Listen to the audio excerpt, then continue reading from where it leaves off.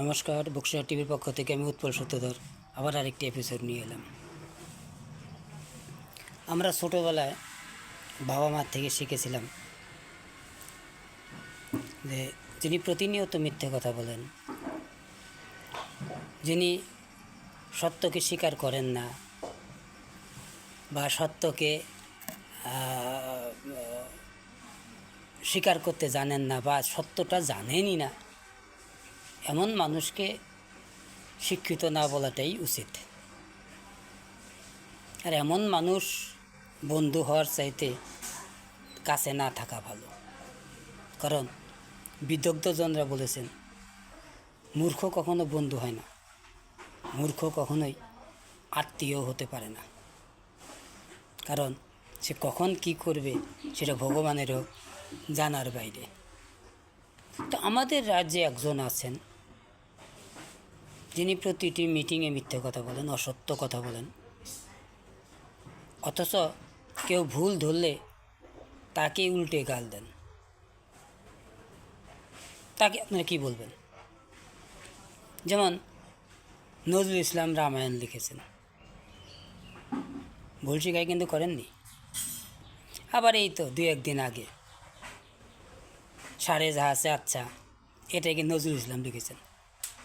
তো কোনো একজন ভুল ধরে দিলেন, কিন্তু উনি বললেন না, আমাকে কেউ শেখাতে এসো না, আমি সব জানি। ভুলটা উনি স্বীকার করতে চান না। তো এমন একজন মানুষের অধীনে সমাজের থাকা, রাজ্যের থাকা, দেশের থাকা, এটা অত্যন্ত ভয়ঙ্কর, অত্যন্ত ভয়ঙ্কর। আর সমাজ ব্যবস্থা ভেঙে পড়ার উপক্রম। চারিদিকে শুধু দাগি আসামি। কারো বাড়িতে মাটির নিচে সুড়ঙ্গ পাওয়া যাচ্ছে, কেউ বাড়িতে নিয়ে গিয়ে বিচারের নামে নির্যাতন চালাচ্ছে। রায়গঞ্জের ভোটে শুভেন্দুবাবু বলছেন যে এটা কি বাংলাদেশের ভোট, প্রিজাইডিং অফিসারের 90%, বা বুথ কর্মীদের 90%, 80% সংখ্যালঘু। বেছে বেছে নেওয়া হয়েছে কি বলেন আপনারা? এইভাবে বেছে বেছে নিয়ে নির্বাচন করা গণতন্ত্রের পক্ষে ভালো কি? আবার দেখুন অর্থনীতিতে কি হাল। গত 12-13 বছর কন্টিনিউ প্রতি বছর ঋণ করে সরকার চলেছে, একটি বছরও ঋণ ছাড়া চলেনি। প্রতি বছর যিনি ঋণ করে বা সংসার চালাবেন প্রতি সপ্তাহে, সে কতদিন চলতে পারবে? স্কুলগুলিতে ভোট নেই,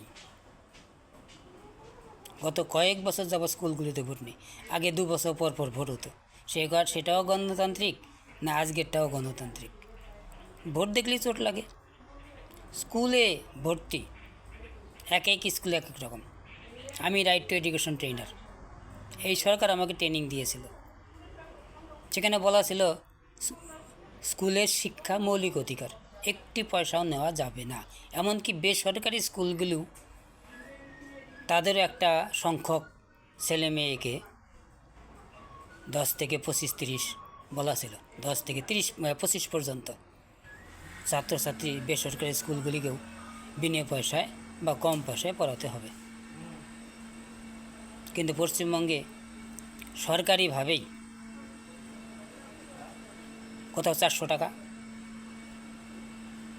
কোথাও 300 টাকা, কোথাও 280 টাকা ভর্তি ফিস। কিন্তু সরকারিভাবে সংশোধিত আকারে, রাজ্যটা তো ঋণগ্রস্ত, আসামে ভর্তি হতে টাকা লাগে না, ভারতে অন্য কোথাও ভর্তি হতে টাকা লাগে না।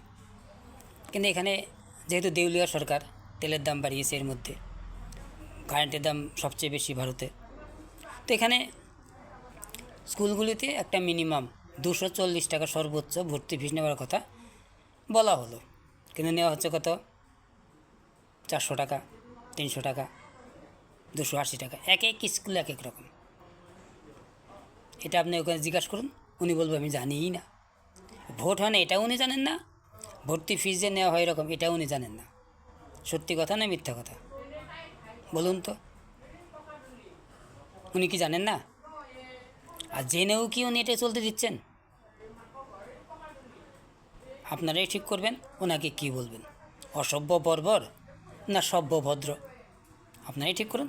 বক্সার টিভির পক্ষ থেকে সবাইকে নমস্কার।